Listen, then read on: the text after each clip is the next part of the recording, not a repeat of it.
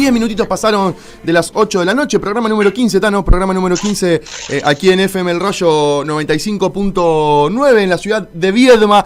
Y como decíamos la semana pasada, aquí vamos a estar hablando con una gloria de River y del fútbol argentino. Y así es, señores, porque tenemos ya en línea a Daniel Onega, ex jugador de River, de Racing, en el fútbol español también tuvo un más que importante paso, y en el fútbol colombiano.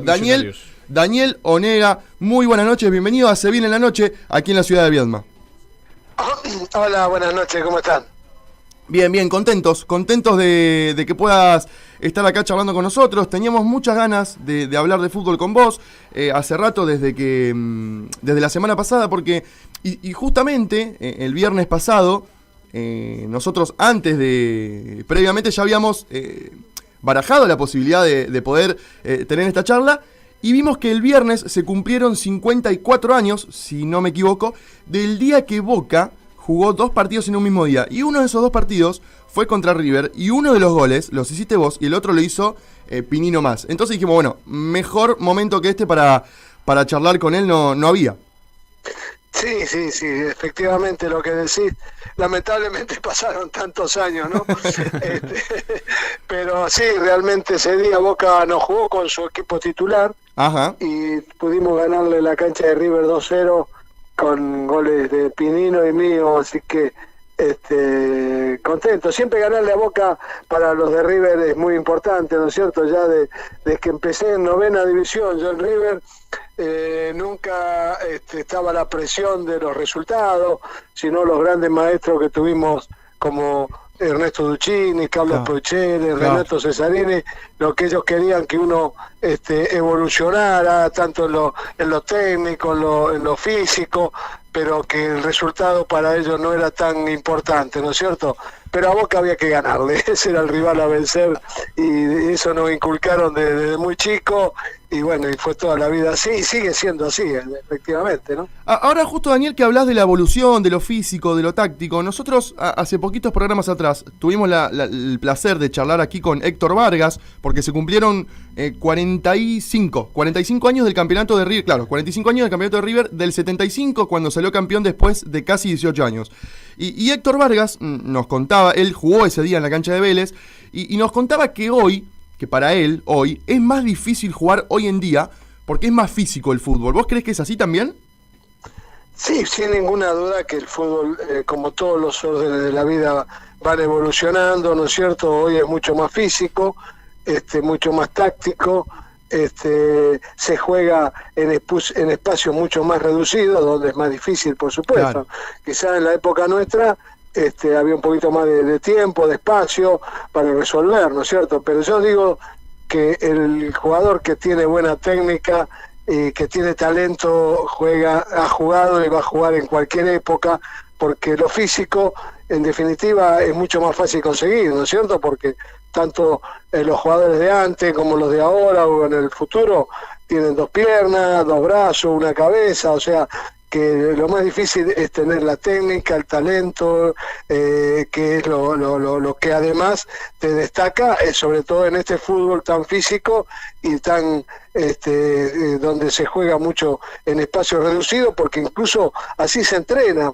Uno ve los entrenamientos ya de divisiones inferiores, donde se trabaja mucho en espacios reducidos, cosa que nosotros trabajamos mucho más en la técnica individual, en el campo de juego, jugando partidos, donde los grandes entrenadores que uno tuvo la suerte de tener nos iban corrigiendo cosas sobre la marcha, pero sin ninguna duda que este fútbol es difícil, aunque a lo mejor no es tan vistoso como podía haber sido el fútbol de hace unos cuantos años, pero yo vuelvo a insistir que el que tiene talento, tiene técnica, juega en cualquier época, ¿no? Claro.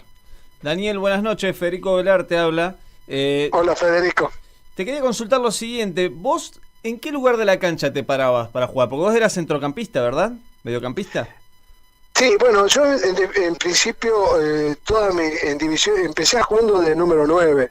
Tuve la suerte de jugar en todas las divisiones inferiores de número 9, siendo goleador en todos los años que me tocó jugar en la división, debutar en primera división en esa posición, ¿no es cierto? Porque en ese momento el número 10 de River era Hermindo, y entonces yo venía a jugar en la posición que había jugado toda mi vida, en todas las divisiones inferiores, incluso hasta que River no vendió a Hermindo a Peñarol, no había cambiado la posición. Recién ahí cambié la posición, con el técnico era Ángel Labruna, y él me dio la posibilidad de cambiar de posición, me pidió, porque de acuerdo a lo que él pensaba y lo que él veía, yo podía reemplazar en el puesto a Hermindo, y bueno, y ahí empecé a jugar como número 10, como enganche, y así terminé mi carrera jugando en esa posición, no volví más a jugar de número 9, ¿no? ¿Te animás, Daniel, a compararte con algún jugador de la actualidad? Para los que somos más jóvenes, yo tengo 24 años, y por lo menos, porque tenemos muchos oyentes jóvenes y que son muy riverplatenses y también muy futboleros, que no que nos compares, pero que... ¿Parecido a quién? Claro, que nos hagas ver a Daniel Onega hoy en día. ¿Parecido a quién? Es difícil, es una pregunta que me hacen siempre los periodistas, ¿no es cierto? Yo siempre digo que era un jugador, no era un gran habilidoso como podía haber sido Alonso, por ejemplo, ¿no es cierto? Yo era un jugador que jugaba más simple. Quizás podía haber sido, porque a mí me encantaba cómo jugaba Gallardo, Ajá. que Gallardo tampoco era un gran habilidoso, pero era un jugador que jugaba mucho a un toque, a dos toques, muy inteligente para meter un pelotazo de gol, para incluso a los delanteros que le tocó el ser compañero, los habilitaba, los dejaba muchas veces mano a mano con el arquero, que esa quizás es una comparación más parecida a lo que me parece a mí, aunque es difícil juzgarse uno, ¿no es cierto? Yo siempre digo que yo quería que me jugara la gente, el periodismo, tanto para bien o para mal, porque uno muchas veces considera que está haciendo una tarea porque se la encomendó al entrenador y que para el equipo es buena y a lo mejor no luce tanto para la vista, y a veces eso también el hincha o el periodista opina sin saber lo que a uno cuál es la función que le han dado a uno para cumplir, ¿no? Claro. Esa Copa Libertadores del 66, que vos fuiste el goleador, el argentino con más goles, 17 goles hiciste, ¿vos ahí jugaste delantero? Sí. Yo jugué, ya te vuelvo a reiterar, hasta que Hermindo en el año 68, 69 lo venden a Peñarol y ahí cambio de posición. Pero ahí yo jugué, sí, que tuve la suerte. Es el año que debuté en primera. Renato Cesarini me hizo debutar en el año 66, donde convertí 17 goles, que es un récord todavía que hoy no ha sido superado en una edición de Copa Libertadores. Y jugaba como número 9, incluso me tocó ir a la selección jugando en esa posición también, ¿no es cierto? Yo ya te digo, desde la 9ª división a los 13 años jugué siempre como número 9. Impresionante, Daniel. ¿Qué año para tu debut? Y además sos el argentino con más goles en la historia de la Copa Libertadores. Sí, efectivamente. Además de los 17 goles tengo 31 goles en total y hoy todavía es récord para el fútbol argentino. Y eso que nosotros no jugamos tantas Copas Libertadores. Por ejemplo, para que vos veas la importancia, la poca importancia que le daban, porque el año que Vélez sale campeón, con esa famosa final con nosotros, con esa famosa mano de gallo, ustedes son muy jóvenes, pero que con ese penal nosotros éramos campeones. Vélez Sarsfield tenía un presidente muy bueno para el club, don Amalfitani, y considera que la Copa no era rentable económicamente y desiste de jugar la Copa como campeón. Y River, que era el subcampeón y tenía el derecho a participar de esa Copa, hace causa común con Vélez Sarsfield y nosotros y Vélez Sarsfield no entramos en la Copa Libertadores. Vos fijate lo que hoy significa para los equipos jugar no solo Copa Libertadores, sino Sudamericana, tal cual. También por supuesto que la Libertadores es mucho más importante, pero hoy además todo lo que significa en prestigio, en dinero para los clubes, para los jugadores, en esa época desistió Vélez y River de jugar la Copa, o sea que, y otros años también, que bueno, un año fui a Racing, no jugué la Copa, después me fui a jugar 4 años a España, o sea que no jugué tantos campeonatos de Copa Libertadores como para poder tener la suerte de tener este récord, ¿no? ¿Y cómo ves ese récord a la distancia? ¿Te impresiona decir cómo hice para meter 17 goles y aparte ser el argentino con más goles en la Copa? Sí, es difícil, ¿no es cierto? Yo digo siempre que no soy envidioso, tendré otros defectos, pero en eso envidio un poco para que, en el sentido de que ojalá que no me lo superen. 17 goles es difícil, es ¿no es cierto?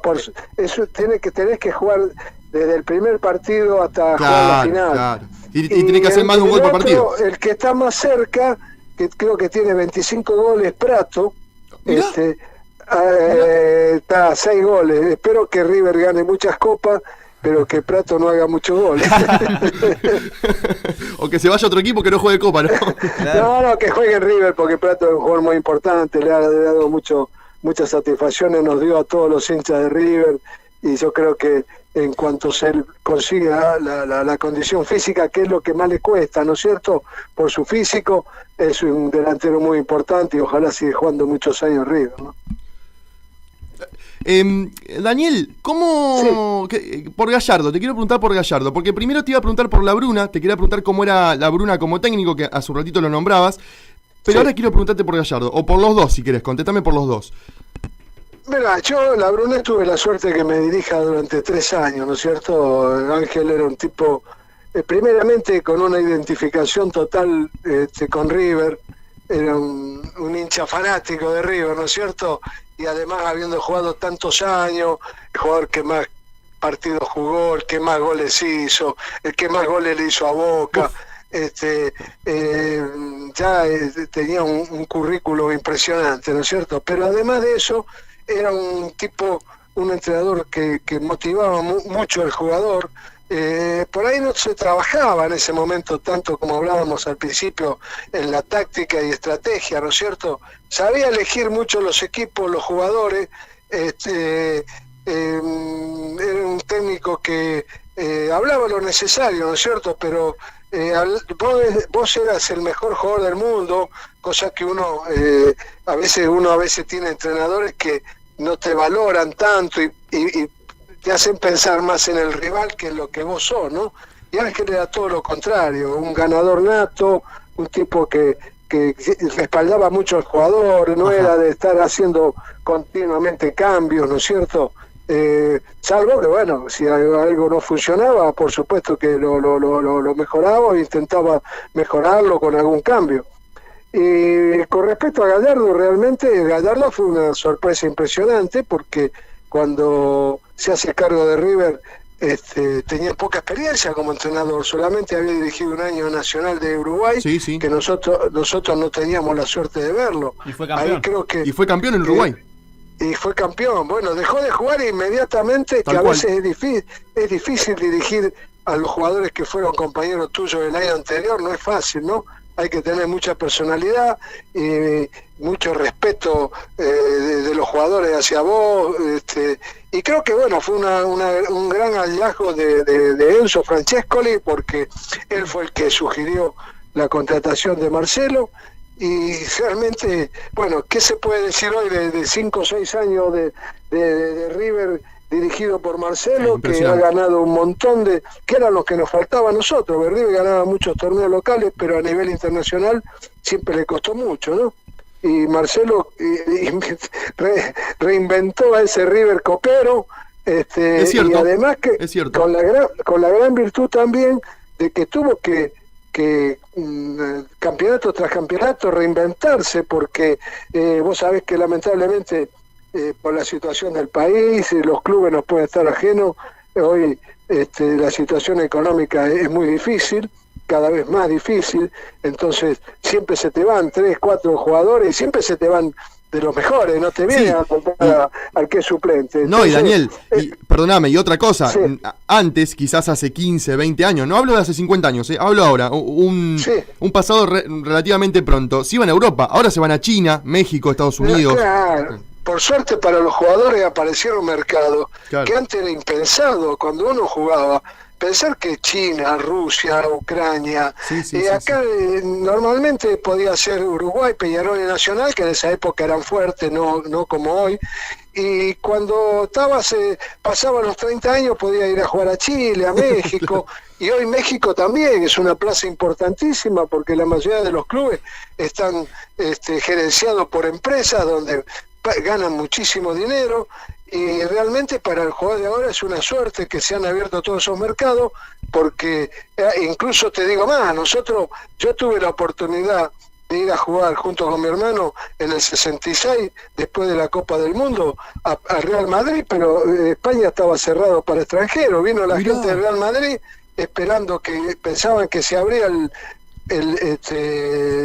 liga, el libro de pase para extranjeros, pero como España, esa Copa del 66 en Inglaterra anduvo muy mal, dijeron que el problema que tenía España era que tenía muchos extranjeros, entonces costaba mucho armar la selección nacional. Y después fue Pinino.